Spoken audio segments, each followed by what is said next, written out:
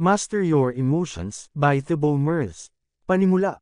Araw-araw, nakakaranas ka ng iba't ibang emosyon tulad ng kasiyahan, kalungkutan, at galit. At kahit sa mga sandaling pakiramdam mo ay wala kang nararamdaman, isa rin itong uri ng emosyon. Madalas, hindi natin gaanong binibigyang pansin ang ating emosyon, ngunit may malaking epekto ang mga ito sa ating katawan at isipan. Ang pagkontrol sa ating emosyon ay maaaring maging mahirap kung wala tayong tamang gabay. Sa buod na ito ng Master Your Emotions ni Thibaut Mers, matututunan mo kung bakit mahalagang maunawaan ang iyong emosyon. Bakit nga ba napakahirap pigilan ang lungkot o pagkainis? Malalaman mo kung paano mas maayos na tingnan ang iyong emosyon upang mabawasan ang negatibong damdamin. Tandaan, hindi mo kaaway ang iyong emosyon. Sa halip, sila ay mga gabay na makakatulong sa iyong paglago upang maging mas matatag at mas masaya. Alamin natin kung paano maging kaibigan ang iyong emosyon at gamitin ang mga ito upang maging mas masaya sa buhay. Paano nakakaapekto ang mekanismo ng kaligtasan sa iyong emosyon? Ang buhay mo ngayon ay malayong malayo sa buhay ng ating mga ninuno. Hindi mo na kailangang manghuli ng hayop sa kagubatan para makahanap ng pagkain dahil madali mo na lang itong mabibili sa palengke. Hindi mo na rin kailangang magtago o matakot sa mababangis na hayop, dahil hindi na sila maaaring pumasok sa iyong tahanan upang habulin ka. Sa kabila ng mga pagbabagong ito, taglay mo pa rin ang mekanismo ng kaligtasan na hindi nawala sa paglipas ng panahon. Kapag ikaw ay nasa panganib, binibigyan ka ng mekanismong ito ng enerhiya upang tumakas. Ang parehong mekanismo rin ang nagiging dahilan kung bakit mas natatandaan natin ang mga negatibong pangyayari kaysa sa mga positibo. Noong panahon ng ating mga ninuno, madalas na may masamang kahihinatnan ang mga negatibong pangyayari. Halimbawa, kung itinakwil ka ng iyong tribo, malaki ang posibilidad na bumaba ang iyong tsansa mabuhay, dahil sino ang magpoprotekta sa iyo laban sa mga mababangis na hayop at sino ang magbabahagi ng pagkain sa iyo. Hanggang ngayon, nagdudulot pa rin ng matinding emosyonal na pagdurusa ang mga negatibong pangyayari, kahit na walang banta sa ating buhay. Kapag pinagalitan ka ng iyong boss, nakakaramdam ka pa rin ng sama ng loob. Nalulungkot ka pa rin kapag tumigil ang isang kaibigan sa pakikipag-usap sa iyo. Ang negativity bias na ito ay nakatulong sa ating mga ninuno upang mabuhay, ngunit hindi na ito gaanong kapaki-pakinabang sa iyo ngayon. Kung pinuna ng iyong boss ang iyong trabaho o lumayo ang isang kaibigan, hindi ito nangangahulugan ng buhay at kamatayan. Gayunpaman, ang emosyonal na sakit ay nagdudulot pa rin ng hindi kanais-nais na pakiramdam. Upang maiwasan ito at manatiling masaya, kailangan mong aktibong labanan ang negativity bias. Ang pagiging masaya ay maaaring makapagpabuti ng iyong buhay sa maraming paraan. Ang papel ng dopamine sa kaligayahan. Ang dopamine ay isang neurotransmitter na inilalabas ng iyong utak kapag gumagawa ka ng mga bagay na nagbibigay ng kasiyahan, tulad ng pagkain ng masarap na pagkain. Kapag naabot nito ang pleasure center ng iyong utak, nakakaramdam ka ng kasiyahan. Dahil ang dopamine ay nagbibigay ng magandang pakiramdam, maraming tao ang naa-addict dito.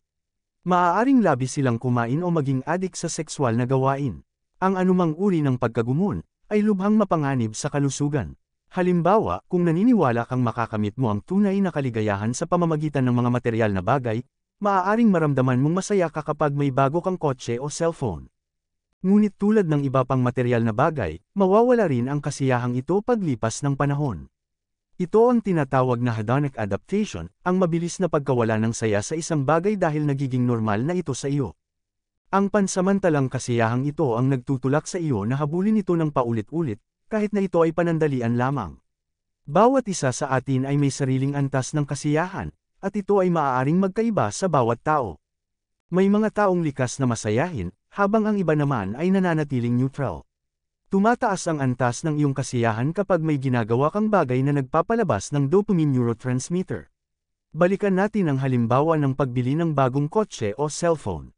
Kapag bumili ka nito, tataas ang iyong kasiyahan, ngunit kalaunan ay babalik ito sa normal na antas. Ibig sabihin ba nito na hindi mo na dapat habulin ang kasiyahan dahil hindi ito pang matagalan? Hindi naman. Ayon kay Sonia Lyubomirsky, may akda ng The How of Happiness, may porsyento ang kasiyahan. 50% ng iyong kasiyahan ay nagmumula sa iyong genes, gaya ng likas na ugali o personalidad. 40% ay mula sa iyong panloob na saloobin at pananaw. 10% lamang ang mula sa panlabas na bagay tulad ng mga materyal na pag-aari o promosyon sa trabaho. Ipinapakita ng porsyentong ito na ang tunay na kasiyahan ay nagmumula sa iyong sarili, hindi sa mga pangyayaring nagaganap sa iyo. Ang kalikasan ng emosyon. Ang pamamahala sa emosyon ay maaaring maging mahirap, lalo na kung ito ay negatibo. Hindi mo agad makokontrol ang iyong galit o pagkadismaya gaano mo man ito subukan. Gayunpaman, maaari mong mapangasiwaan ang iyong emosyon sa pamamagitan ng pag-unawa na ito ay pansamantala at lilipas din. Halimbawa, si Penelope ay nakakaramdam ng inis dahil late siyang nagising. Dahil dito, kinakailangan niyang magmadali sa paliligo, pagkain ng agahan, at pagpasok sa trabaho. Ang pakiramdam ng pagkadismaya ay hindi agad nawawala. Kahit pa sabihin niya sa sarili niya na, dapat ko na itong kalimutan, hindi ito laging epektibo. Sa halip, maaari niyang paghiwalayin ang sarili niya mula sa kanyang emosyon. Maaari niyang sabihin, oo, naiinis ako sa simula ng araw ko, pero unti-unti itong mawawala, at magiging maayos din ang pakiramdam ko. Ang emosyon ay dumarating at lumilipas, hindi ito permanente. Ang nararamdaman mo ngayon ay hindi magtatagal magpakailanman. Ang mga negatibong emosyon ay hindi palaging masama. Huwag mong isipin na wala silang silbi. Minsan, sila ang nagtutulak sa iyo upang kumilos. Ang pakiramdam ng pagkabigo ay maaaring mag-udyok sa iyo na magsumikap pa sa susunod. Ang pagkawala ng isang mahal sa buhay ay maaaring magturo sa iyo na mas pahalagahan ang mga taong nasa paligid mo. Kung nahihirapan ka pa ring harapin ang mga negatibong emosyon, alalahanin ang mga panahon kung kailan mo na silang naranasan noon. Napagtagumpayan mo ang mga pagsubok noon, at kaya mo rin ito ngayon. Anuman ang sama ng loob mo ngayon, tandaan na lilipas din ito. Isa pang mabisang paraan upang mapangasiwaan ang negatibong emosyon ay ang huwag mong hayaan na ito ang magdikta ng iyong pagkatao. Kung nakakaramdam ka ng matinding lungkot, hindi ibig sabihin na may depresyon ka. Kung nakaranas ka ng pagkabigo, hindi ibig sabihin na isa kang bigong tao. Ang iyong kasalukuyang nararamdaman ay hindi sumasalamin sa buong pagkatao mo. Ang kapangyarihan ng iyong pananaw. Kailangan mong panatilihin ang positibong pananaw upang manatiling masaya. Narinig mo na ba ang kasabihang, you attract what you think? Totoo ito para sa parehong positibo at negatibong emosyon. Halimbawa, isipin mong nasa isang masamang sitwasyon ka. Hindi ka pumasa sa isang pagsusulit na pinaghandaan mo ng husto. Tinanggihan ang aplikasyon mo para sa scholarship. Dahil dito, nagsisimula kang tumuon sa iba pang negatibong aspeto ng iyong buhay. Iniisip mo ang iyong pagtaas ng timbang. Pakiramdam mo ay walang may gusto sa iyo. Nadarama mong nag-iisa at malungkot ka.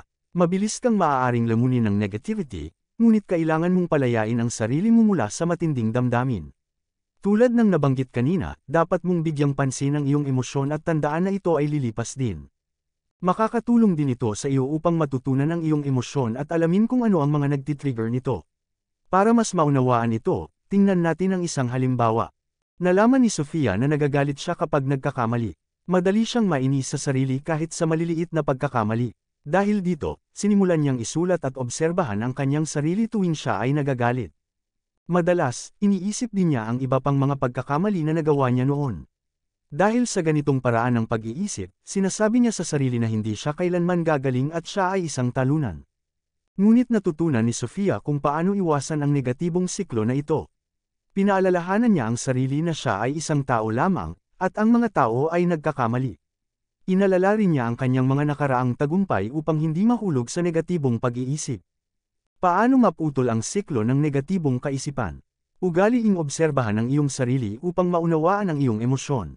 Subukang tukuyin ang sumusunod. Ano ang nagtitrigger ng iyong emosyon? Ano ang sinasabi mo sa iyong sarili sa mga ganitong sitwasyon? Ano ang nakatulong sa iyo upang makawala sa negatibong pag-iisip? Ano ang natutunan mo mula rito? Pagbabago ng interpretasyon sa mga pangyayari. Tandaan na 10% lamang ng iyong kasiyahan ang nakasalalay sa mga panlabas na bagay. Kasama rito ang pera, trabaho, at mga nakatakdang layunin sa buhay tulad ng pagpapakasal bago mag-30. Sa katunayan, ang mga bagay na ito ay tinatawag na assumptions o mga inaasahan ng lipunan. Kahit maliit ang mga ito, maaari pa rin silang magkaroon ng malaking epekto sa iyo. Kaya mahalagang matutunan mong tingnan ang mga bagay mula sa ibang pananaw. Narito ang ilang karaniwang paniniwala at ang tamang paraan upang tingnan ang mga ito. Isa, ito ay isang malaking problema. Paano kung ang problemang kinakaharap mo ngayon ay hindi naman talaga problema? Halimbawa, narinig ni Katie ang tsismis na maaaring mawalan siya ng trabaho. Sa una, inisip niyang malaking problema ito, ngunit kalaunan, nakita niya itong isang pagkakataon upang habulin ang kanyang pangarap na trabaho. 2. Dapat akong magpakasal at magkaroon ng anak. Ang paniniwalang ito ay madalas na nagmumula sa mga magulang at sa lipunan. Tandaan, hindi porket sinasabi ng iba na dapat mo itong gawin ay kailangan mo nang gawin ito. Ang pagpapakasal at pagkakaroon ng anak ay isang personal na desisyon, hindi isang obligasyon. 3. Natatakot ako sa hinaharap. Lahat tayo ay natatakot sa hinaharap dahil hindi natin alam kung ano ang mangyayari. Ngunit ang sobrang pag-aalala ay walang naitutulong. Ang pag-aalala ay hindi makakapagbago ng anuman sa hinaharap. Sa halip na mag-focus sa takot, ituon ang pansin sa kasalukuyan at gawin ang kaya mong gawin ngayon. Magagawa mo lamang ang iyong pinakamabuti kung magpo-focus ka sa kasalukuyang sandali. Bigyang pansin kung paano mo iniintindi ang mga nangyayari sa iyo. Kung lagi mong sinisisi ang ibang tao o ang sitwasyon sa iyong mga problema, oras na upang baguhin ang ganitong ugali. Dapat mong matutunang tanggapin ang responsibilidad sa iyong mga aksyon. Hindi mo makokontrol ang lahat ng nangyayari sa iyo, ngunit makokontrol mo kung paano ka tutugon dito. Ang iyong reaksyon ang magtatakda kung mananatili kang masaya o magiging malungkot. Pagpapalaya sa iyong emosyon. Upang maging masaya sa buhay, huwag mong ipunan ang iyong emosyon. Ang galit, sama ng loob, at iba pang negatibong emosyon ay maaaring makasira sa iyong isipan at damdamin. Tulad ng nabanggit sa mga naunang kabanata, maaari rin silang magkaroon ng epekto sa iyong katawan. Halimbawa, ano ang pakiramdam mo kapag galit ka? Tumataas ang iyong pintig ng puso. Pinagpapawisan ang iyong mga palad. Pakiramdam mo ay mainit ang katawan mo. Nahihirapan kang mag-concentrate. Dahil dito, mahalagang huwag itago ang iyong emosyon sa loob ng iyong sarili. Paano palayain ang negatibong emosyon? 1. Paghiwalayin ang iyong sarili sa iyong emosyon. Kapag pinuna ng boss ni Penny ang kanyang trabaho sa ikatlong pagkakataon, pakiramdam niya ay bobo siya. Inisip niyang hindi siya karapat-dapat sa kanyang trabaho. Ngunit sa halip na lamunin ng emosyon, pinili niyang humakbang palayo rito. Sinabi niya sa sarili, pakiramdam ko ay bobo ako, pero hindi ibig sabihin nito na bobo talaga ako. Mahalaga ang kaibahan sa pagitan ng pagkilala sa emosyon at pag-aangkin nito bilang bahagi ng iyong pagkatao. Kung makaramdam ka ng lungkot, hindi ito nangangahulugang malungkot kang tao. Kung makaramdam ka ng takot, hindi ito nangangahulugang mahina ka. Hininto rin ni Penny ang pagpapakain sa kanyang negatibong pag-iisip. Dati, iniisip niya ang lahat ng sandali kung kailan niya naramdaman ang pagiging bobo, na lalo lamang nagpapalala sa kanyang nararamdaman. Ngayon, hindi na niya pinalalala pa ang sitwasyon sa pagbalik tanaw sa kanyang nakaraan. 2. Bigyan ng label ang iyong emosyon.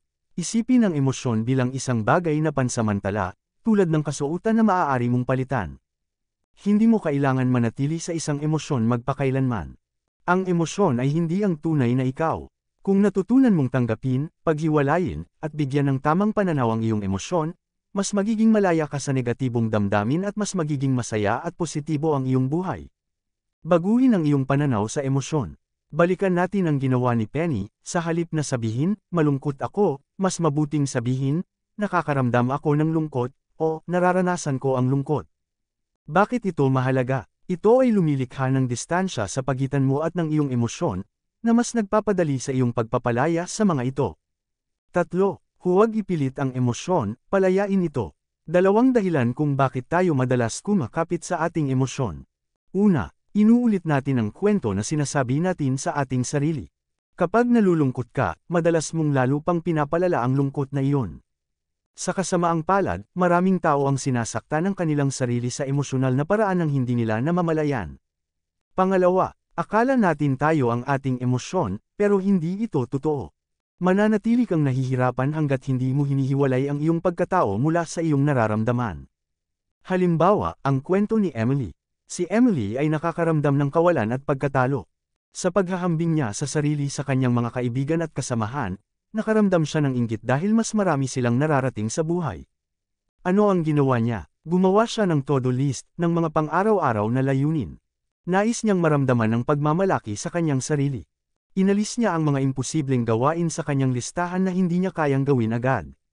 Halimbawa, isinulat niya na magtatakbo ako ng 1 oras araw-araw upang mapabuti ang aking kalusugan. Ngunit naging mahirap ito dahil nangangailangan ito ng matagalang pagsasanay at pag-adjust ng katawan. Dahil hindi niya agad naabot ang goal, nakaramdam siya ng kawalan ng halaga. Paano niya ito napagtagumpayan? Napagtanto niyang hindi siya isang talunan, mali lang ang paraan ng kanyang pag-set ng goals. Binago niya ang kanyang mga pang-araw-araw na layunin upang maging mas makatotohanan at mas madaling makamit. Unti-unting tumibay ang kanyang kumpiyansa habang natutupad niya ang kanyang maliliit na milestone. 4. Ang Sedona Method. Paano palayain ang iyong emosyon? Ang Sedona Method ay mula sa aklat ni Hale Dwoskin at tumutulong upang bitawan ang emosyon sa 3 paraan. Una, huwag hawakan ang iyong emosyon. Huwag ipunin ang negatibong emosyon, palayain ito. Ikalawa, gumawa ng espasyo para sa iyong emosyon. Tanggapin kung ano ang iyong nararamdaman nang hindi ito hinahawakan ng mahigpit o hinahayaang kontrolin ka. Pabayaan lamang silang dumaan. Ikatlo, tanggapin ang iyong emosyon nang walang paghuhusga. Huwag labanan ang iyong nararamdaman. Sa halip, tanggapin ito bilang isang bahagi ng iyong karanasan, ngunit hindi bilang bahagi ng iyong pagkatao.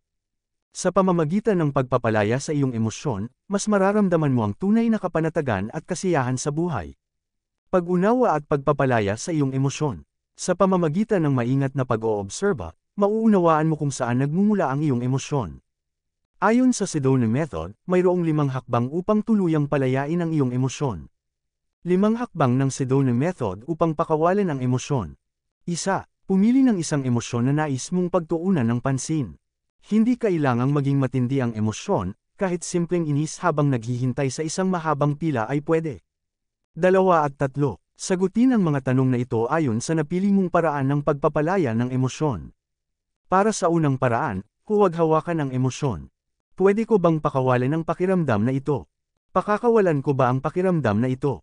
Para sa pangalawang paraan, payagan itong nandyan lamang. Pwede ko bang hayaan na lang ang emosyon na ito na manatili? Hahayaan ko ba itong manatili?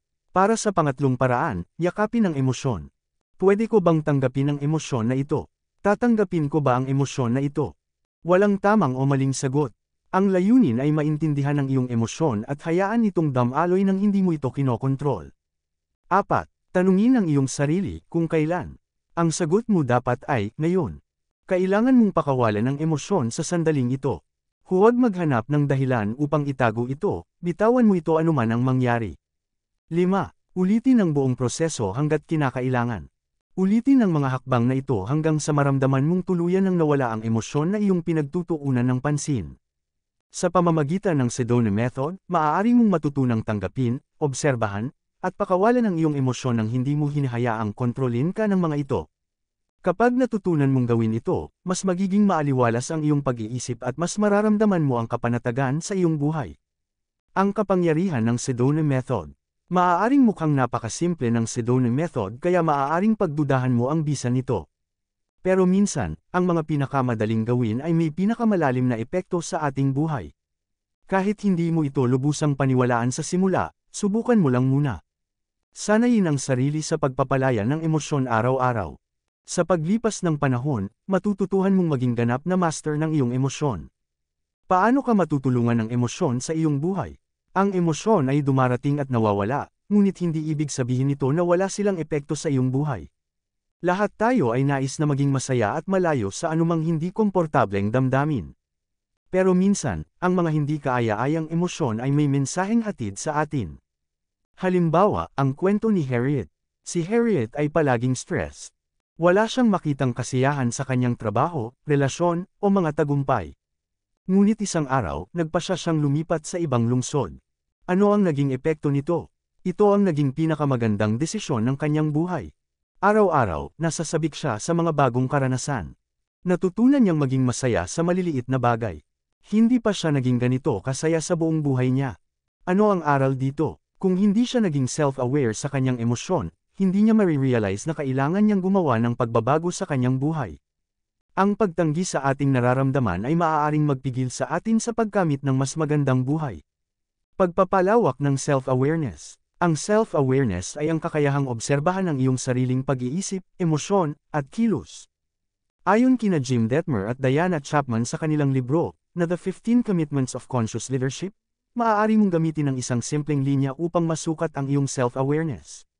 Itanong sa iyong sarili, ang iniisip, nararamdaman, o ginagawa ko ba ay nasa itaas ng linya o nasa ibaba ng linya? Ano ang kahulugan ng above the line at below the line? Being above the line, ikaw ay self-aware at alam mo ang iyong ginagawa. Ikaw ay nasa positibong estado ng pag-iisip. Ikaw ay bukas sa bagong kaalaman at aktibong nakikinig sa iba. Being below the line, ikaw ay nasa negatibong estado ng pag-iisip. Madalas kang madala ng emosyon at hindi mo naiintindihan ang iyong nararamdaman. Sarado ang iyong isipan sa bagong ideya o pagbabago. Kung masasanay kang maging above the line, mas makokontrol mo ang iyong emosyon at mas magiging positibo ang iyong pananaw sa buhay. Pagpapalawak ng kamalayan sa iyong emosyon. Kapag ikaw ay above the line, tinatanggap mo ang iyong nararamdaman, pinahahalagahan ang mga bagay sa paligid mo, at inaako ang iyong mga kilos. Nakokontrol mo ang iyong emosyon at nagagawa mong manatili sa positibong estado. Ngunit kapag ikaw ay below the line, nahihirapan kang kontrolin ang iyong emosyon. Mga senyales na ikaw ay below the line. Palaging hinahanap ang mali sa sarili at sa iba. Laging nakikipagtalo at mahilig sa tsismis. Sarado ang isip sa pagbabago at ayaw hamunin ang sariling paniniwala. Iniiwasan ng mga taong iba ang opinyon sa iyo. Upang matulungan ang sarili, itanong bago gumawa ng desisyon. Ang ginagawa ko ba ay nasa itaas o ibaba ng linya? Ang sagot ay makakatulong sa iyo upang malaman kung dapat mo nang pakawalan ang emosyon. Pagre-record ng iyong emosyon. Ano ang layunin ng pagre-record ng emosyon? Upang magkaroon ka ng malinaw na ideya kung paano mas maranasan ang positibong emosyon. Paano ito gawin? Obserbahan ang iyong emosyon araw-araw sa loob ng isang linggo. Gumamit ng notebook o kahit isang papel. I-rate ang iyong emosyon sa scale na 1 hanggang 10. 1 Pinakamasama ang pakiramdam. 10 Pinakamaginhawa at masaya. Sa pagtatapos ng linggo, buuin ang kabuuang score. Sagutin ang mga tanong na ito. Anong negatibong emosyon ang naramdaman mo? Ano ang sanhi ng emosyon na ito? Ano ang interpretasyon mo sa sitwasyon? Totoo ba ito o maling pananaw? Paano nawala ang emosyon na iyon? Ano ang magagawa mo upang maiwasan ito sa susunod? 2 Benepisyo ng pagtatala ng iyong emosyon. 1. Mas nagiging aware ka sa iyong emosyon bawat linggo. Nakakatulong ito upang mapanatili ang positibong pananaw at makahanap ng paraan upang pasayahin ang sarili. 2. Masasanay kang magpalaya ng negatibong emosyon at manatiling masaya. Makakatulong ito sa iyo upang mas madaling pakawalan ng lungkot, galit, at iba pang negatibong damdamin. Conclusion. Una, natutunan mong ang negatibong emosyon ay bahagi ng survival mechanism ng ating mga ninuno. Dahil dito, mayroong negativity bias sa ating isipan. Kailangan mong aktibong labanan ito dahil hadlang ito sa iyong kasiyahan. Ikalawa, natutunan mong pansamantala lang ang emosyon. Kapag nakararanas ka ng negatibong emosyon, lagi mong tandaan na lilipas din ito. Lahat ng masamang bagay ay may katapusan, at kaya mong lampasan ang anumang hamon. Ikatlo, natutunan mong baguhin ang iyong pananaw upang manatiling masaya. Huwag mong hayaang maapektuhan ka ng mga inaasahan ng iba tungkol sa iyo. Halimbawa, hindi mo kailangang magpakasal, at magkaroon ng pamilya kung hindi mo ito nais. Ang paggawa ng bagay na labag sa iyong kagustuhan ay hindi kailanman magdadala ng tunay na kasiyahan. Ika-4, natutunan mong huwag pigilan ang iyong emosyon. Paghiwalayin ang sarili mo mula sa emosyon, obserbahan ito, bigyan ng label, at hayaang dumaan ito nang hindi mo ito kinokontrol. Ika-5, natutunan mo ang kahalagahan ng self-awareness. Ang iyong emosyon ay senyales na maaaring may kailangang baguhin sa iyong buhay. Pag-isipan ang bawat iniisip at ginagawa mo, nasa above the line ba ito makakabuti sa iyo, o below the line, makakapagdulot ng stress sa iyo. Ika-6, natutunan mo ang pagtatala ng iyong emosyon. Sa pamamagitan ng pagmomonitor ng iyong nararamdaman, matutukoy mo kung paano mas mapapanatili ang kasiyahan sa iyong buhay. Paalala, huwag mong hayaang ang iyong emosyon ang magdikta ng iyong pagkatao. Ang positibong emosyon ay nagbibigay ng kasiyahan, habang ang negatibong emosyon ay nagtuturo ng mahalagang aral. Kapwa mo magagamit ang mabuti at masamang emosyon upang magkaroon ng mas makabuluhang buhay. Maraming salamat sa pakikinig sa audiobook summary ng Master Your Emotions. Sana ay nakatulong ito sa iyo upang mas maunawaan at mapangasiwaan ang iyong emosyon ng mas epektibo. Kung nagustuhan mo ang buod na ito, huwag kalimutan na mag-like, mag-comment, at i-share ang video. Ang iyong feedback ay mahalaga upang patuloy kaming makapagbigay ng dekalidad na content. Mag-subscribe sa aming channel na BookTag PH para sa higit pang kapaki-pakinabang na book summaries at self-improvement tips. I-explore ang iba pang book summary sa aming channel, lahat ay dinisenyo upang mapabuti ang iyong buhay, isang libro sa bawat pagkakataon. Maraming salamat, hanggang sa susunod, patuloy na makinig at pagyamanin ang iyong buhay.